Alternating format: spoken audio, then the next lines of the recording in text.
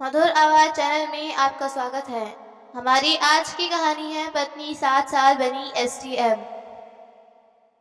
एक लड़की अपने तलाक के 7 साल बाद अफसर बन जाती है और जब अपने सरकारी गाड़ी से गेट के कभी बाहर जाती, गेट से अंदर आती है, तो वह हमेशा देखती थी कि उस गेट के बगल में एक लड़का कुल्फी बेच रहा होता था। गर्मियों का उस समय था और बहुत ज्यादा कड़कती धूप थी।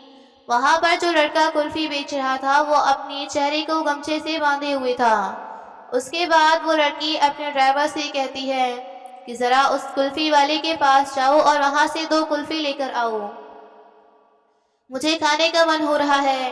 वो लड़की पहले दिन वहां से कुल्फी खाती है, दूसरे दिन भी वहीं से कुल्फी खाती है, लेकिन तीसरे दिन जब वो लड़की खुद वहां कुल्फी लेने के लिए जाती है तब वो देखती है कि वो लड़का कोई और नहीं बल्कि उसी का तलाकशुदा पति है। वो पहचान नहीं पा रही थी क्योंकि वो लड़का अपने फेस पर गमछा बांधे हुए था और गर्मी की वजह से वो लड़की भी अपने फेस पर मास्क लगाई हुई थी, जिस वजह से वो लड़का भी अपने तलाकशुदा पत्नी को नहीं पहचान पा रहा था। तलाक के 7 साल बाद लड़की जो है वह एसडीएम बन जाती है और लड़का उसी तहसील के सामने कुल्फी बेच रहा होता है। उसके बाद वो लड़की ने जो अपने पति के साथ किया, अगर आप सुनेंगे तो शायद आप भी लड़की की तारीफ करेंगे और कहेंगे कि सच में वो लड़की नहीं थी बल्कि एक देवी थी। आइए जानते हैं पूरी कहानी इस वीडियो के माध्यम से। लेकिन वीडियो में आगे बढ़ने से पहले आप लोगों से छोटा सा रिक्वेस्ट है कि अगर आप लोग हमारे चैनल पर पहली बार आए हैं तो चैनल को सब्सक्राइब कर लीजिए और वीडियो को भी एक लाइक कर दीजिए ताकि मेरा हौसला और भी ज़्यादा बढ़ता रहे और भी ज़्यादा इंटरेस्टिंग कहानियाँ मैं हमेशा ऐसे ही आप लोगों को सुनाती रहूँ। ये कहानी है बिहार के रहने वाली मनीषा की। दोस्तों, मनीषा के पापा एक सरकारी टीचर थे। मनीषा के पापा को लग रहा था कि उसकी बेटी अब नौजवान हो गई है, बड़ी हो गई है, पटना में रहकर पढ़ाई कर रही है, उसका ग्रेजुएशन भी कंप्लीट हो गया है और वह सरकारी नौकरी की तैयारी भी कर सकती है। क्यों न मनीषा की शादी कर दी जाए। मनीषा की जो बहनें थी वो 3 लोग थी और मनीषा के पापा चाहते थे कि एक एक करके धीरे धीरे सबकी शादी कर दी जाए, जिससे उनके ऊपर दबाव काफ़ी कम पड़े। उसके बाद मनीषा के पापा वैशाली के रहने वाले एक लड़के से मनीषा की शादी फिक्स कर देते हैं। उस लड़के का नाम मोहित था। मोहित भी काफ़ी ज़्यादा अच्छे परिवार का रहने वाला लड़का था, पढ़ा लिखा था, माता पिता का अच्छा खासा बिजनेस था जिसको वह अकेले संभालता था, जिस वजह से मनीषा के पापा को लगता था कि वह लड़का ठीक है और वह क्या करते हैं कि मोहित से अपनी बेटी मनीषा की शादी तय कर देते हैं। लेकिन जब ये बात मनीषा को पता चलती है कि उसके पापा उसकी शादी तय कर दिए हैं, तब मनीषा अपने पापा से कहती है कि पापा, मेरी इतनी जल्दी आप शादी क्यों करना चाहते हैं? मैं अभी पढ़ाई करना चाहती हूँ, पढ़ लिख कर कुछ बनना चाहती हूँ। जब मैं किसी लायक हो जाऊंगी तब आप मेरी शादी करवा दीजिएगा, मैं आपको कुछ नहीं बोलूंगी। लेकिन मनीषा के पापा के ऊपर काफ़ी जिम्मेदारियां थीं और वह हमेशा बीमार भी रहते थे, तो इसलिए उन्होंने अपनी बेटी की शादियों के बारे में सोचा। मनीषा की बातों को नहीं सुनते हैं और मनीषा भी चाहकर अपने पापा का विरोध नहीं कर पाती। और कुछ दिनों बाद मनीषा और मोहित दोनों एक दूसरे से परिवार वालों के चलते मिलते हैं और दोनों एक दूसरे को पसंद कर लेते हैं और फिर दोनों की शादी घर वालों की मर्जी से धूमधाम से कर दी जाती है। लेकिन मोहित अपने माँ बाप का इकलौता लड़का था और उसके माता पिता उसको बहुत ज़्यादा लाड प्यार करते थे, बहुत ज़्यादा उसको मानते थे, जिस वजह से मोहित के काफ़ी अच्छे खासे दोस्त भी बन गए थे और उसके घर के आसपास के जो पड़ोसी थे वो लोग भी मोहित के पीछे पीछे हमेशा लगे रहते थे। मोहित अपने पड़ोसियों के ऊपर काफ़ी ज़्यादा पैसा भी खर्च करता था, उनके साथ घूमता था, उनके साथ फिरता था, वो लोग जो कहते थे वही मोहित करता था। क्योंकि दोस्तों, उस गांव में सबसे ज़्यादा पैसे वाला अगर कोई लड़का था तो वह सिर्फ मोहित के परिवार वाले थे और मोहित था, जिस वजह से उसके गांव के लोग हमेशा उसके आगे पीछे घूमा करते थे। मोहित के गांव में रहने वाले उसके पड़ोसी वो लोग मोहित के घर वालों को देखकर बहुत जला करते थे और वो लोग नहीं चाहते थे कि मोहित के परिवार के जो लोग हैं या फिर मोहित भी है वो अपनी ज़िंदगी में कभी आगे बढ़ पाए। कैसे भी करके उसके गांव वाले मोहित को नीचे गिराने की कोशिश में लगे रहते थे और होता भी कुछ ऐसा ही है। शादी के कुछ दिन बाद से ही मोहित अपने पड़ोसियों वालों के साथ, पड़ोसी लड़कों के साथ दारू शराब वगैरह पीने लगता और वो लोग उसको बर्बाद करने की कोशिश करने लगते, जिस वजह से मोहित को दारू शराब की लत लग जाती है और वह अपने पड़ोसियों के साथ घूमने फिरने लगता है, हमेशा दारू शराब पीने लगता है। यहाँ तक कि मोहित खुद अपने पैसे से दारू शराब वगैरह खरीदता था और सभी लोगों को मंगवा के पिलाया करता था। लेकिन जब ये सारी बातें मनीषा को पता चलती हैं तो मनीषा अपने पति मोहित का विरोध करने लगती है और कहती है कि आप यह सब गंदा काम अगर ऐसे ही करते रहेंगे तो इससे हम लोगों की जिंदगी बर्बाद हो जाएगी। हमारे गांव के जो लोग हैं वो हमें खुश नहीं देखना चाहते, वो लोग बर्बाद करना चाहते हैं और यह बात आपको समझ में नहीं आ रही। लेकिन मोहित मनीषा की बातों को नहीं सुनता और मनीषा को गाली गलौज करके उसको हमेशा बहुत ज़्यादा प्रताड़ित करता था, जिस वजह से मनीषा के सास ससुर भी मोहित को बहुत ज़्यादा बोलते थे, बहुत ज़्यादा उसको डांटते थे। लेकिन मोहित ना तो अपने माता पिता की बातों को मानता था और ना ही मनीषा के बातों को सुनता था। हर रोज़ दारू शराब पीकर आने लगा था, अपनी पत्नी के साथ मारपीट करता, क्योंकि मोहित अपने माता पिता का इकलौता लड़का था और उसके पास ज़मीन की कोई कमी नहीं थी। उसकी दुकान भी अच्छी खासी चल रही थी, पैसे की इनकम भी वहाँ से अच्छी खासी हो रही थी, जिस वजह से मोहित का मन गलत कामों में ज़्यादा लगने लगा था। मनीषा को शादी करके आए हुए अभी 1 महीना भी पूरा नहीं हुआ था और इन 1 महीनों के अंदर ही जो मनीषा थी वो सब कुछ समझ गई थी कि अगर मोहित ऐसे ही करता रहेगा तो हम लोग सड़क पर आ जाएंगे। अब आप लोग समझ सकते हैं कि मोहित किस तरीके की अय्याशी अपने पड़ोसियों के साथ, अपने दोस्तों के साथ करता होगा और वह कितना पैसा खर्च करता होगा, जिस वजह से उसकी पत्नी परेशान हो चुकी थी। मनीषा के सास ससुर भी मोहित को समझाने की कोशिश नहीं करते थे और वो लोग भी उसको छोड़ देते थे। लेकिन देखते ही देखते जैसे 4-5 महीने बीत जाते हैं, मोहित हमेशा मनीषा को मारता पीटता था। उसके जीवन में 1% भी सुधार नहीं हो रहा था। ये सब करतूतों की वजह से मनीषा बहुत ज़्यादा परेशान हो गई थी। वो सोच रही थी कि अगर ऐसे ही हमारी ज़िंदगी चलेगी तो कुछ ही दिन में हम बर्बाद हो जाएंगे और इस घर के जितने भी लोग हैं सब लोग बर्बाद हो जाएंगे, सब सड़क पर आ जाएंगे। मनीषा अपने पापा को फ़ोन करती है और कहती है कि पापा, यहाँ रहने से अच्छा है कि मैं अपनी ज़िंदगी बर्बाद कर लूँ, मैं इस दुनिया को छोड़कर चली जाऊँ। पापा उसकी बातों को समझ जाते हैं और फिर पूछते हैं कि बेटा बताओ तुम क्या चाहती हो। मनीषा अपने पापा से कहती है कि पापा, अब मुझे यहाँ पर रहने का बिल्कुल भी मन नहीं करता, ना तो मुझे यहाँ पर पढ़ने के लिए समय मिलता है, दिन रात घर में लड़ाई झगड़े होते रहते हैं। मोहित मेरा पति हमेशा काम मुझे मारा करता है, यहाँ पर एक दिन भी नहीं रहना चाहती। उसके बाद मनीषा के पापा मनीषा के ससुराल आते हैं और उसके सास ससुर से बातचीत करते हैं। बातचीत करने के बाद मनीषा के पापा अपनी बेटी को लेकर अपने घर चले जाते हैं। फिर मनीषा के तलाक के पेपर कोर्ट में पेश किए जाते हैं। मोहित जज साहब के सामने पेश होता है और पेश होने के बाद मनीषा जज साहब से कहती है कि जज साहब, मुझे अपने पति से कोई भी दिक्कत परेशानी नहीं है। अगर मेरा पति दारू शराब पीना, फालतू लोगों के साथ घूमना और पैसे उड़ाना, मुझे मारपीट करना बंद कर देगा तो मैं उसके साथ रहूंगी, मुझे उसके साथ रहने में कोई दिक्कत परेशानी नहीं। लेकिन अगर वो बुरी आदतें नहीं छोड़ेगा तो मैं उसके साथ कभी नहीं रहूंगी। तुम अपनी पत्नी के साथ तलाक लेना चाहते हो। मोहित कहता है कि जज साहब, मुझे अपनी इस पत्नी के साथ नहीं रहना, मुझे उससे तलाक चाहिए। जज साहब भी कुछ नहीं कर पाते, ना तो कुछ समझा पाते हैं दोनों को और कुछ दिनों के बाद दोनों के बीच में तलाक भी हो जाता है। अब मनीषा अपने पापा के घर रहने लगती है और मोहित अपने दोस्तों के साथ मौज मस्ती करने लगता है, अपनी दुकान को संभालता है और अपने पड़ोसियों के साथ घूमने फिरने लगता है। धीरे धीरे मोहित की ज़िंदगी बहुत ज़्यादा खराब हो जाती है, लेकिन मोहित को समझ में नहीं आ रहा था। लेकिन उधर मनीषा अपने पापा के घर चली गई थी, तो वहाँ जाने के बाद वह फिर से पटना चली जाती है और पटना जाने के बाद अपनी सरकारी नौकरी की तैयारी करने लगती है। मनीषा पूरे 4 सालों तक पटना में रहकर सरकारी नौकरी की तैयारी करती है और उधर मोहित की हालत बहुत ज़्यादा धीरे धीरे खराब होती चली जाती है।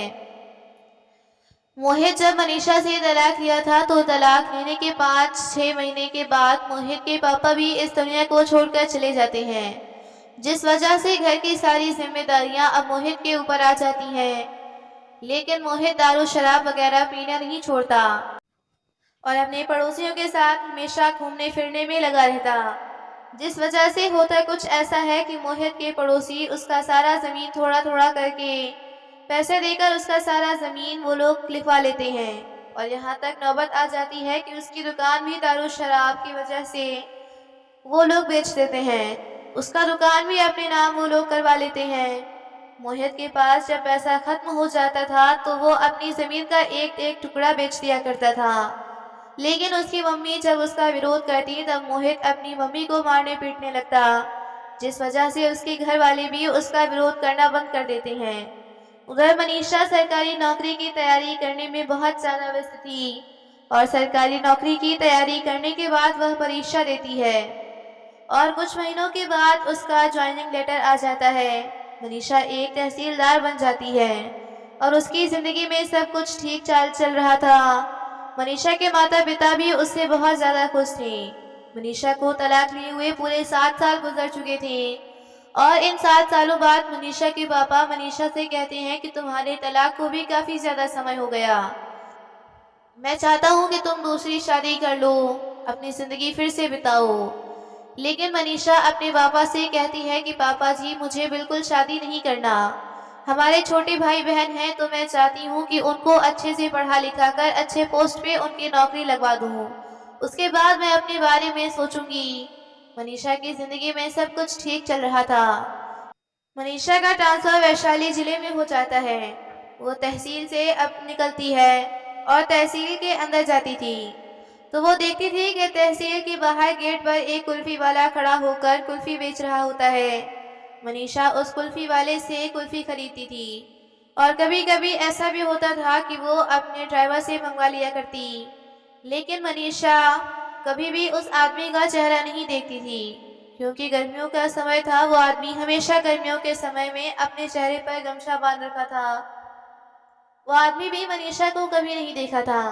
मनीषा जब भी वहाँ कुल्फ़ी लेने के लिए जाती थी तो हमेशा वो अपने फेस पर मास्क लगाए हुए रखती थी क्योंकि जब भी वो तहसील से बाहर निकलती थी तो बिना मास्क से वो बाहर नहीं निकलती थी, जिस वजह से वो कुल्फ़ी वाला उसको नहीं पहचान पाता। एक दिन सुबह सुबह का समय था और मनीषा भी तहसील में अभी एंट्री कर ही रही थी। तभी वो देखती है कि कुल्फ़ी वाला व्यक्ति क्या कर रहा है कि सुबह सुबह के टाइम में आकर वहाँ पर अपने ठेले को लगा रहा था और कुल्फ़ी बेचने की तैयारी कर रहा था। सुबह सुबह का समय था तो इसलिए वो अपने चेहरे पर गमछा भी नहीं लगाया था, साफ साफ उसका चेहरा दिखाई दे रहा था। मनीषा जब अपने पति मोहित को वहाँ पर देखती है तो बहुत ज़्यादा हैरान हो जाती है। वो तुरंत तय करती है कि वहाँ से तहसील के अंदर चली जाती है और तहसील के अंदर बैठकर वो सोचने लगती है कि आखिरकार उसकी ज़िंदगी में क्या हुआ होगा कि उसकी हालत ऐसी हो गई, अब उसको कुल्फ़ी क्यों बेचना पड़ रहा है। बहुत सारे सवाल उसके मन में उमड़ रहे थे। मनीषा का काम में बिल्कुल भी मन नहीं लग रहा था, वो हमेशा मोहित के बारे में ही सोच रही थी। तभी मनीषा अपने कर्मचारी को अपने पास बुलाती है और उसे कहती है कि गेट के बाहर कुल्फ़ी जो आदमी बेच रहा है उसे ज़रा बुला लाओ, मुझे उससे कुछ बात करनी है। वह कर्मचारी कुल्फ़ी वाले के पास जाता है और कहता है कि एसडीएम मैडम आपको बुला रही हैं, आपसे बात करना चाहती हैं। मोहित काफ़ी ज़्यादा घबरा जाता है, परेशान हो जाता है। साहब हमारी कोई गलती नहीं, मैं तो बस यहाँ पर अपना ठेला लगाता हूँ, अगर आप लोगों को नहीं पसंद है, आप लोग मना कर देंगे तो मैं अपना ठेला यहाँ से लेकर चला जाऊँगा। वो कर्मचारी कहता है कि नहीं नहीं ऐसी कोई बात नहीं, वो कुछ तुमसे ज़रूरी बात करना चाहती हैं। तुम एक काम करो कि जाकर पहले मैडम से मिल लो और देखो कि वह तुमसे क्या बात करना चाहती हैं। मनीषा अपने चेहरे पर मास्क लगाकर बैठकर मोहित का इंतज़ार कर रही थी। तब तक मोहित भी मनीषा के कैबिन के अंदर आ जाता है। मनीषा के सामने हाथ जोड़कर माफ़ी मांगने लगता है। कहता है मैडम मैं अगले दिल से अपना ठेला यहाँ नहीं लगाऊंगा, अगर आप मना कर देंगी, आप नहीं चाहती तो मैं यहाँ से चला जाऊंगा। मैं गरीब हूँ, मेरे ऊपर चालान मत कीजिएगा, इतना ज़्यादा परेशान मत हो, चुपचाप यहाँ पर बैठ जाओ। फिर मनीषा मोहित से पूछती है कि क्या तुम मुझे पहचानते हो। मोहित उसे कहता है कि मैडम जी, मैं तो आपको पहली बार यहाँ पर देख रहा हूँ। मनीषा अपने चेहरे से मास्क नीचे उतारती है और मनीष उसका चेहरा देखता है तो उसके पैरों तले जमीन खिसक जाती है। उसे ऐसा लग रहा था जैसे वो कोई सपना देख रहा हो। मोहित मनीषा को देखकर बहुत ज्यादा हैरान हो जाता है और फिर पूछता है कि तुम यहाँ पर कैसे आ गई। मनीषा मोहित से कहती है कि देखो, तुम तो मेरी बात को नहीं मानते थे, तुम अपनी दुनिया में मस्त थे। जब मैं तुमसे अलग हुई तो फिर मैंने अपने पापा के घर जाकर पटना चली गई थी और पटना जाने के बाद मैं मन लगाकर पढ़ाई करने लगी। भगवान ने मेरी सुन ली और आज मैं यहाँ पर एसडीएम बन चुकी हूँ, मुझे सरकारी नौकरी मिल गई है। मोहित ये सब सुनकर बहुत ज़्यादा घबरा जाता है, फिर वहाँ से उठकर जाने लगता है क्योंकि वो बहुत ज़्यादा खुद के ऊपर शर्मिंदा महसूस कर रहा था। मनीषा मोहित से कहती है कि रुको ज़रा, यहाँ पर बैठो, मुझे तुमसे कुछ बात करना है। उसके बाद मनीषा मोहित से पूछती है कि तुम्हारे माता पिता कैसे हैं। मोहित कहता है कि तुम्हारे जाने के बाद मेरे पापा गुजर गए थे और उनके जाने के बाद हम लोगों की स्थिति और भी ज़्यादा खराब हो गई। उसके बाद मनीषा पूछती है कि तुम्हारा तो दुकान तो अच्छा खासा चलता था, तो फिर तुम यहाँ कुल्फी क्यों बेच रहे हो। मोहित अपनी पूरी कहानी मनीषा को बताता है। मोहित कहता है कि हमारे पड़ोसी हमारी सारी ज़मीन को अपने नाम करवा लिए हैं। जो ज़मीन 20 लाख रुपए की थी उसके लिए उन्होंने मुझे 5 लाख रुपए दिए और फिर बोले कि पैसे बाद में दूंगा। ऐसा ऐसा करके उन लोगों ने मेरी सारी ज़मीन अपने नाम लिखवा लिया है और जब मैं उन लोगों से पैसे मांगने जाता हूँ तो वो लोग मुझे मारने पीटने के लिए दौड़ते हैं, मुझे गांव में रहने के लिए भी नहीं देते, जिस वजह से मैं अपना घर भी कभी नहीं जाता। मैं बहुत ज़्यादा परेशान हूँ और वह किसी तरीके से घर पर रहकर अपना गुजारा कर रही है माँ। यह सारी बातें सुनकर मनीषा को यकीन नहीं हो रहा था कि कोई इंसान दारू शराब के नशे में इतना ज़्यादा आदी कैसे हो जाएगा कि उसकी ज़िंदगी बर्बाद हो रही हो और उसको कुछ समझ में न आ रहा हो। मनीषा यह सारी बातें सुनकर बहुत ज़्यादा चिंतित हो जाती है।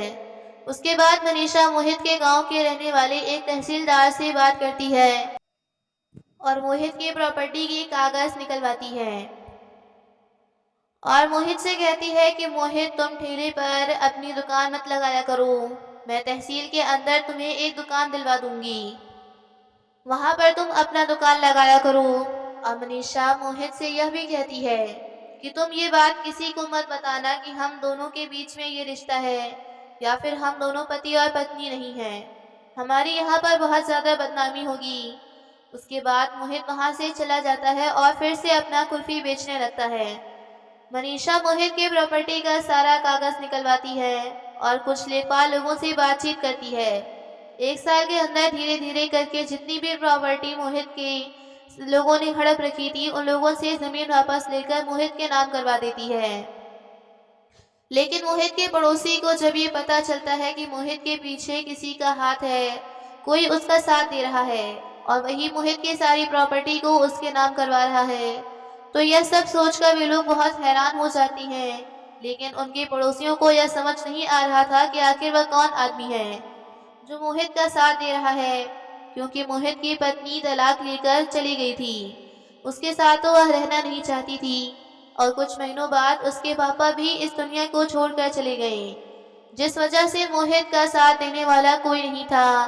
धीरे धीरे करके समय गुजर रहा था और 2-3 सालों बाद जितनी भी ज़मीन मोहित की प्रॉपर्टी थी वो सब एक एक करके उसको वापस मिल जाती है और मोहित का दुकान भी धोखेबाजी से कुछ पैसे खरीद कर जो उन लोगों ने लिए थे वह भी उसको वापस मिल जाता है।